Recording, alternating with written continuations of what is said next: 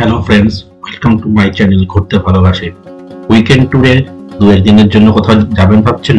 তাহলে চলে আসুন আসন্ন পূজা বা শীতের সময় কিংবা ভরা বর্ষায় পাহাড়, জঙ্গল, ঝর্ণায় ঘেরা এক মোহময়ী প্রাকৃতিক সৌন্দর্য উপভোগ করতে পশ্চিমবঙ্গের পার্শ্ববর্তী রাজ্য উড়িষ্যার কেওনঝড়ে। কিভাবে আসবেন, কোথায় থাকবেন, কি খাবেন, কিভাবে ঘুরবেন, তার জন্য রইল এই ভিডিওটি। তাই ভিডিওটি স্কিপ না করে পুরো দেখার অনুরোধ রইল। আর চ্যানেলে নতুন হয়ে থাকলে চ্যানেলটি সাবস্ক্রাইব করার জন্য অনুরোধ রইল এবং পাশে থাকা বেল আইকনটি অন করে দিলেন। যখনই আমি নতুন কোনো ভিডিও দেবো তার ইনস্ট্যান্ট নোটিফিকেশন আপনার কাছে চলে যাবে। চলুন শুরু করা যাক এই এক রাত বা দুদিনের কেওনঝড় ট্যুর এর ডিটেলস। কেওনঝড় পৌঁছানোর জন্য আপনাকে প্রথমে যেতে হবে হাওড়া স্টেশন। হাওড়া থেকে ট্রেন ধরে চলে আসুন যাজপুর কেওনঝড় রেলওয়ে স্টেশনে। হাওড়া থেকে প্রচুর ট্রেন আছে যেটা যাজপুর রেলওয়ে স্টেশনে পৌঁছে যাবে সকাল সকাল খুব ভোরের দিকে। যাজপুর কেওনঝড় ট্রেন নেমে গেছি আর আমাদের ট্রেন কিন্তু ছেড়ে দিল যাজপুর কেওনঝড় রোড। আমাদের যাত্রা এখানে শেষ হলো। আমরা এখান থেকে বেরিয়ে যাবো এবার বাইরের দিকে 1 নম্বর প্ল্যাটফর্মের দিকে। এই 1 নম্বর প্ল্যাটফর্মের গেট দিয়ে বেরিয়ে এইখানে হচ্ছে রিটায়ারিং রুম। টিকিট কাউন্টারের ঠিক পাশ দিয়ে ডরমিটরি আছে, রিটায়ারিং রুম আছে। এখান দিয়ে উপরে উঠে চলে যাবেন। সকালবেলায় ট্রেন থেকে নেমে চলে যান আইআরসিটিসি রিটায়ারিং রুম, যেটা আগে থেকে আপনি অনলাইনে বুক করে নেবেন। এখানে ডরমিটরি পাবেন, তাছাড়াও পাবেন ডবল বেডের নন এসি রুম। খুবই সাধারণ মানের, কিন্তু সকালবেলা বা ভোরবেলা ট্রেন থেকে নেমে ফ্রেশ হওয়ার জন্য আদর্শ। এছাড়াও আশেপাশে কিছু হোটেল আছে, কিন্তু শুধুমাত্র ফ্রেশ হওয়ার জন্য অনেকগুলো টাকা দেওয়ার মানে নেই। আর রিটায়ারিং রুম না পেলে স্টেশনের 2 নম্বর এবং 3 নম্বর প্ল্যাটফর্মে আপার ক্লাস এবং লোয়ার ক্লাস ওয়েটিং রুম আছে, যা যথেষ্ট পরিষ্কার পরিচ্ছন্ন। রিটায়ারিং রুম এর 12 ঘন্টার জন্য ভাড়া পড়বে 194 টাকা, সমস্ত ট্যাক্স সমেত। এবার আপনি ফ্রেশ হয়ে ব্রেকফাস্ট সেরে স্টেশনের আশেপাশে থেকে একটি প্রয়োজন মতো গাড়ি ভাড়া করে নিন। গাড়ি ভাড়া মোটামুটি 1000 টাকা পার ডে, আর পার কিলোমিটার 10 থেকে 12 টাকা উইথ এসি, এইরকমই নেয়। ড্রাইভারের নম্বর এবং যোগাযোগ কিভাবে করবেন তার ডিটেলস আমি স্ক্রিন এবং ডেসক্রিপশন বক্সে দিয়ে দিলাম। আপনারা মোটামুটি সকাল 8টার মধ্যে গাড়িতে উঠে পড়ুন, তাহলে সারাদিনের জন্য সময়টি হাতে পাওয়া যায়। তাছাড়াও এখানে আসতে পারেন বন্দে ভারত ধরে। হাওড়া থেকে সকাল 6:10 ছাড়বে এবং যাজপুর কেওনঝড়ে পৌঁছাবে সকাল 10:07। সেক্ষেত্রে কিছুটা সময় আপনার লেট হবে, কিন্তু যারা কলকাতা শহরের আশেপাশে থাকে তাদের জন্য কিন্তু এই বন্দে ভারত ধরাটা সুবিধাজনক। কিন্তু যারা একটু মফস্বলের দিকে থাকে তাদের কিন্তু সকাল 6:10 বন্দে ভারত এক্সপ্রেস ধরাটা একটু কষ্টকর। আমার মনে হয় রাতের কোনো ট্রেন ধরে নিন, যেটা আপনাকে ভোর 4-5টার মধ্যে পৌঁছে দেবে যাজপুর কেওনঝড় রোডে। আজ আমাদের প্রথম গন্তব্য মা তারিণী দেবী টেম্পল, যার দূরত্ব প্রায় 67 কিলোমিটার। সময় লাগবে মোটামুটি 1.5 ঘন্টার মতো। সেখানে গিয়ে মাতার দর্শন করে শুরু করুন এই কেওনঝড় ট্যুর। ডিটেলস কেওনঝড় ট্যুরের প্রথম পর্বে দেওয়া আছে।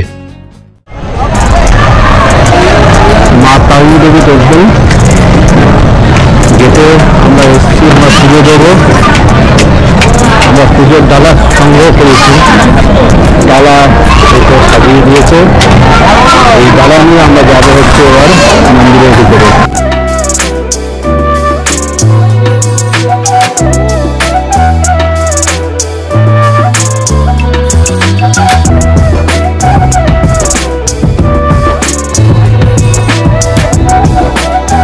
স্থানীয় লোকেরা মনে করেন কেন্দুঝড়ের রাজা তারিণী মাকে পুরী থেকে নিয়ে এসেছিলেন, এই শর্তে যে তিনি যদি পিছনের দিকে ফিরে তাকান তাহলে তিনি আর এগোবেন না। রাজা ঘোড়া করে যাচ্ছিলেন এবং দেবী তাকে অনুসরণ করছিলেন। ঘাটগাঁওতে এর গভীর জঙ্গলে দেবীর অলঙ্কারের আওয়াজ আর এলো না, এবং আওয়াজ এলো না দেখে দেবীকে দেখার জন্য রাজা পিছনে ফিরে তাকালেন এবং শর্তানুসারে মা সেখানেই বিরাজ করেন এবং মনের বাণী রূপে পূজিত হন। আর এখানে দেবীকে পুজো দেওয়া হয় নারকেল দিয়ে।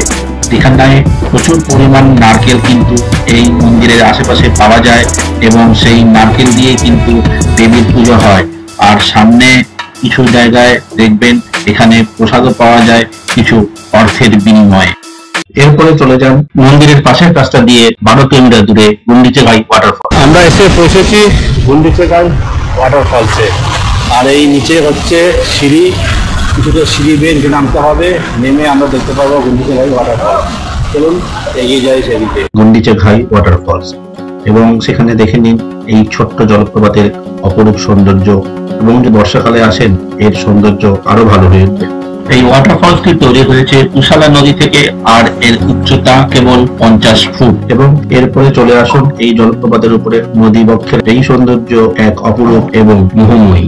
ও বিউটি বিউটি, দেখুন জলের কলকলানি শব্দ পাওয়া যাচ্ছে এখানে, আর জল মোটামুটি ঠান্ডা, খুব একটা ঠান্ডা নেই এখন। অপূর্ব জায়গা, অপূর্ব সুন্দর লাগছে কিন্তু এখানে। আপনারা অবশ্যই এই জায়গাটা কিন্তু আসবেন, আর এই নদী বক্ষে নদীর পাড়ে বসে থাকতে কিন্তু বেশ ভালোই লাগবে। আমার যেমন ভালো লাগছে, আমার আপনার সবার ভালো লাগবে।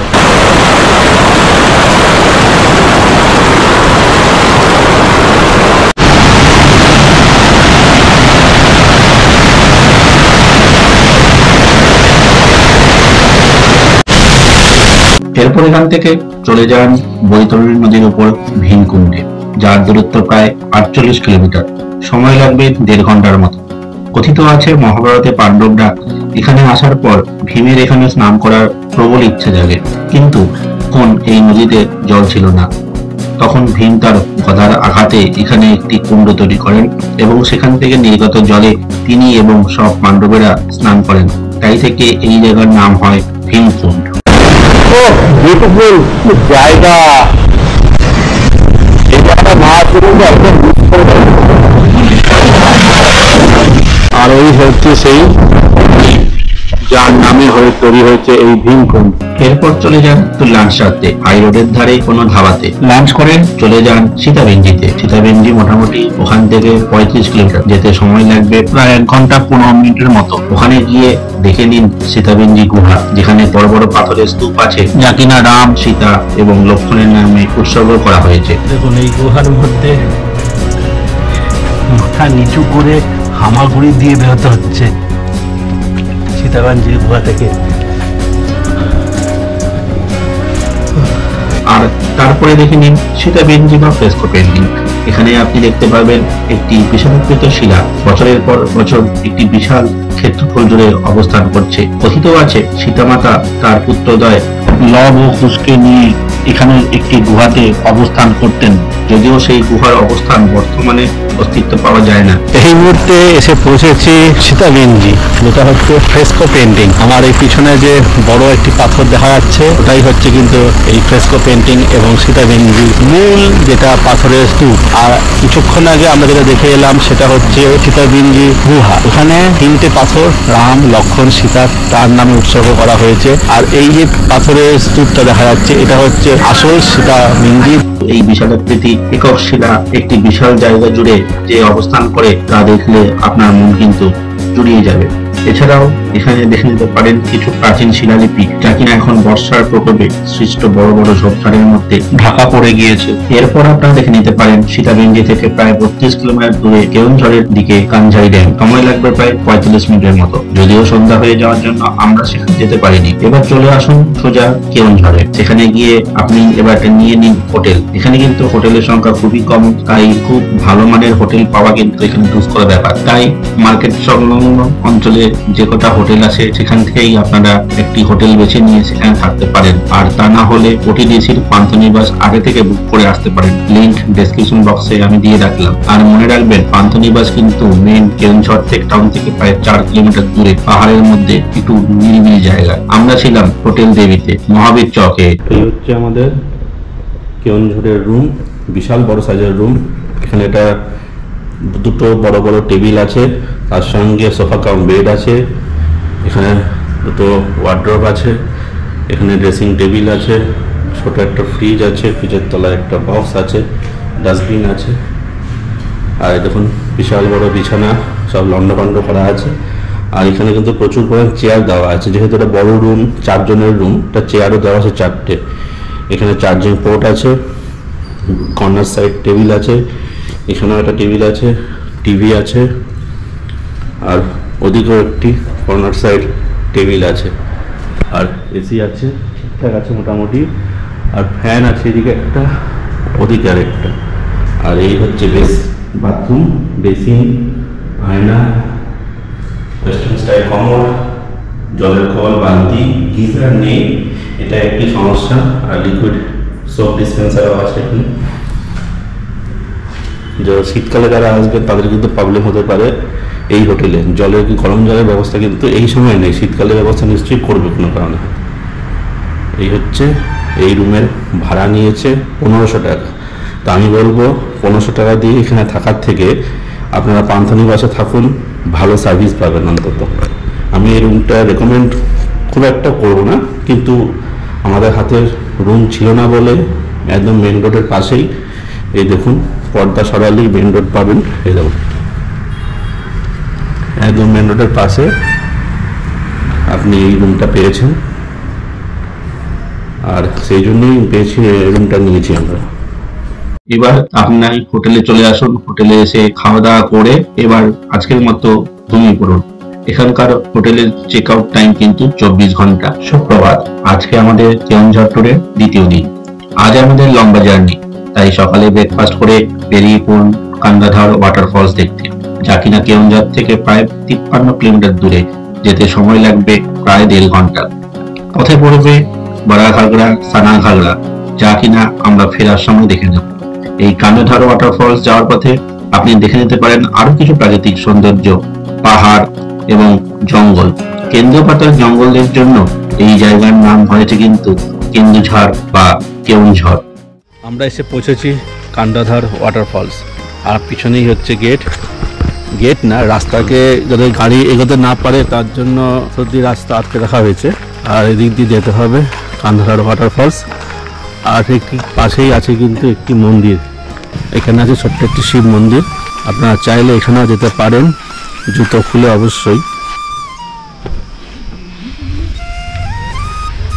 নন্দী ঠাকুর এখানে আছে, আর ভিতরে আছে শিব ঠাকুর।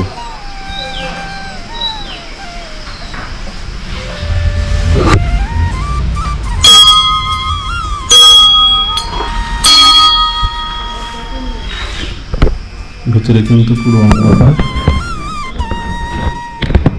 দেখা যাচ্ছে না।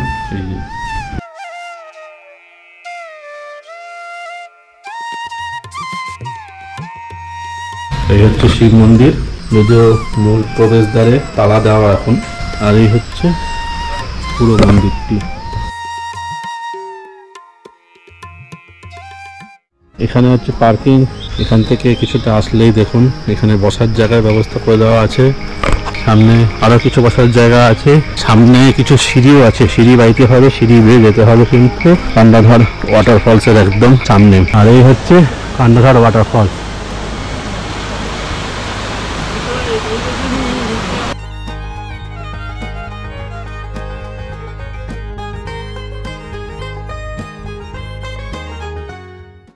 পৌঁছেছি কান্দাধার ওয়াটারফল।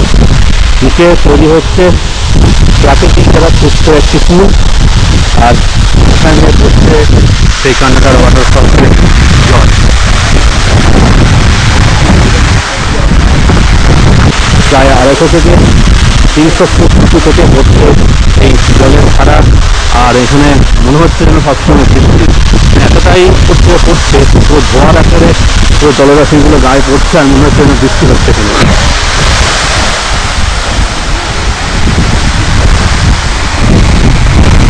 সিঁড়ি গিয়ে নিচে নামলে একদম জলের কাছে পৌঁছে দেওয়া যাবে।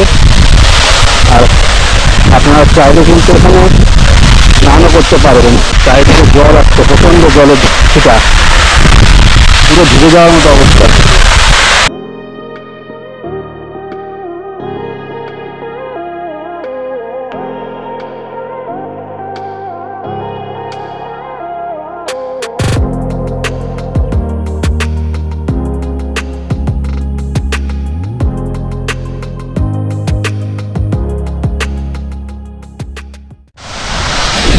অনেক সময় এখানে রেনবো দেখা যায়, কিন্তু এই মুহূর্তে রেনবো কিন্তু দেখা যাচ্ছে না।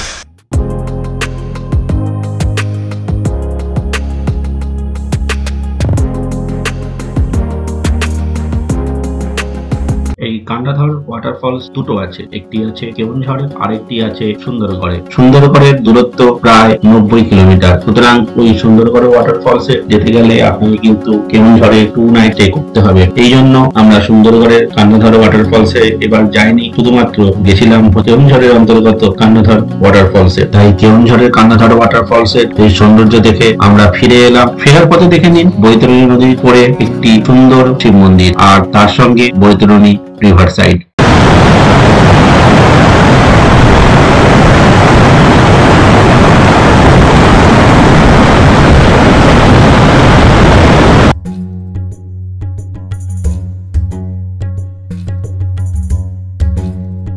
এখানে আসলে এই শিব মন্দিরের দর্শন কিন্তু আপনারা অবশ্যই করবেন। এরপর আপনারা চলে আসুন বড়া ঘাগড়া ওয়াটারফলস দেখতে। বড়া ঘাগড়া ওয়াটারফলস প্রায় 50 ফুট উপর থেকে পড়ছে এই জলের ধারা বড়া ঘাগড়া ওয়াটারফলসে। এর উপরেও ওঠা যায়, এই বাদিকে সিঁড়ি আছে, সিঁড়ি দিয়ে উপরে উঠলে এই জলের ধারা উপর থেকে পড়ছে সেটাও দেখা যাবে। আর এই সিঁড়ি দিয়ে উপরে উঠলে আপনি উপরের ভিউটা দেখতে পাবেন। বড়া ঘাগড়া ওয়াটারফলসের উপরে একটি ছোট্ট শিব মন্দির। এই মুহূর্তে এসে পৌঁছেছি বড়া ঘাগড়ার ঠিক উপরে। এখানে একটি শিব মন্দির আছে। এই শিব মন্দিরে তো ভিতরে ঢোকার চেষ্টা করব। ফটোগ্রাফি অ্যালাউ কিনা জানি না, জুতো খুলে অবশ্যই ভিতরে ঢুকবো।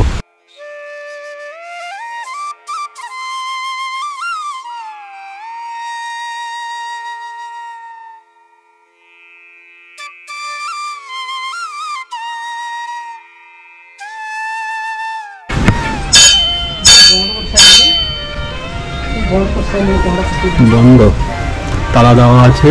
আমরা কিছুক্ষণ আগে ছিলাম নিচে ঠিক এই জায়গাটাতে। আমি চলে এসেছি একদম ওপরে। ওপর থেকে এই বড়া ঘাগড়ার দৃশ্য আপনাদের তুলে ধরছি। আর তার পাশেই ঠিক দেখে নিন আপনারা বড়া ঘাগড়া ওয়াটার ড্যাম।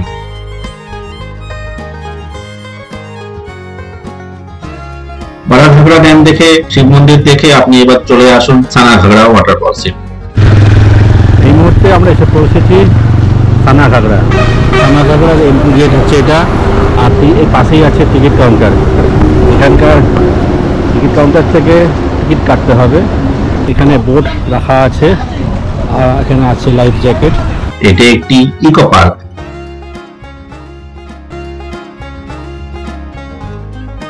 আপনি চাইলে এখানে একটি বিশাল শিব মূর্তি দ্বারা নির্মিত লেকে বোট বিহারও করতে পারেন। একটি বড় শিব মূর্তি প্রতিস্থাপন করা হয়েছে এবং এখানেই আপনি দেখতে পারবেন সানা ঘাগড়া ওয়াটারফলস। বিউটিফুল জায়গা। জলের স্রোত দেখুন আর জলের পরিমাণ দেখুন। বর্ষাকালে এই জন্যই আসতে হবে এই কেওনঝড়ে।